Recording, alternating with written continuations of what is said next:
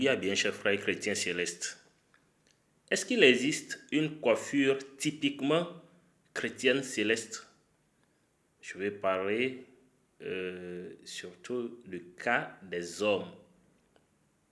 Non. En vérité, certains regardent la coiffure du prophète fondateur et disent que les hommes doivent coiffer leurs cheveux de manière à former une sorte de béret là, parce que c'est ce que papa fait et sa suite. Au fait, même pas sa suite ne fait pas cette coiffure là. C'est une coiffure qu'il a adaptée juste à son type de chevelure. Néanmoins, ce qui est loi et interdit dans l'église du christianisme céleste est que le chrétien céleste ne doit jamais raser sa tête à crâne nu, tel que on le voit souvent chez certains. Ils rasent complètement les cheveux de leur tête. Papa SBJ Oshofa dit que c'est une impureté. Et en son temps, il ne permet même pas à ces gens de rester dans le temple. Encore moins à l'autel. Vous ne pouvez pas raser complètement votre crâne et aller à l'autel. Non, ce n'est pas du tout bien.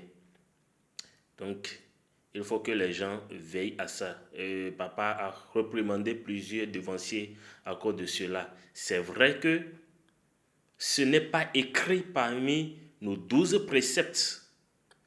Et ce n'est pas non plus écrit dans la Constitution, mais au moins, papa l'a tellement répété que plusieurs devanciers aujourd'hui peuvent témoigner que oui, papa a interdit que le chrétien céleste se rase complètement la tête. Il a bien dit que c'est une impureté. C'est une impureté, que les cheveux sur nos têtes constituent une sorte de couronne naturelle que Dieu a mis là. Vous pouvez les couper à ras. Vous pouvez les couper à ras, mais vous ne pouvez pas les racler complètement. Même si vous souffrez de la calvitie, parce que souvent c'est ce qui amène certains à enlever le peu qui reste. Même si vous avez de la calvitie, vous pouvez tailler le reste, hein. Vous pouvez couper à ras le reste et laisser ça comme ça. Dieu sait pourquoi il vous a donné ce type de chevelure. Donc, mais il faut éviter de raser complètement. C'est une impureté. Voilà ce que je tiens à rappeler aux uns et aux autres.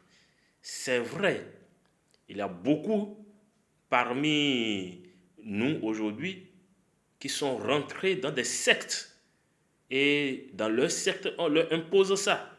Ils viennent faire du dilatoire dans nos paroisses pour dire, mais c'est écrit où? Ça, c'est quoi? Etc.